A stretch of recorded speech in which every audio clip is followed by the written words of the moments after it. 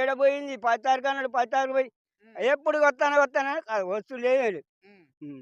ఇక ఆయన ఒత్తు లేదు ఈ దొరసాని మాకు ఒత్తు లేదు చూసు లేదు.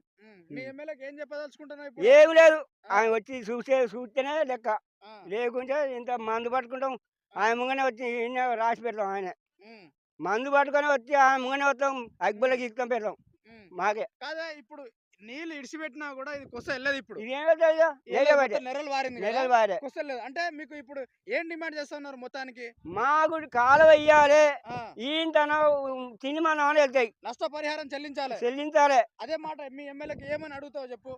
4 ఎకరాలు పెట్టినావు, ఎండిపోయింది, నీళ్ళు లేదు, సో మాకు నట్టగానో కట్టిస్తుందా, కట్టేదా ముఖ్యమంత్రి కట్టిస్తుందా లేకుంటే ఈమె కట్టిస్తుందా, మళ్ళీ పోచంపల్లికి వచ్చి ఆమె చేస్తుందా గంటే ముచ్చట. కానీ ఆమె రాకుంటే మాత్రం మందు పట్టుకొని ఆ పేరు రాస్తాం కదా, మేము అంత చేస్తాం ఇక.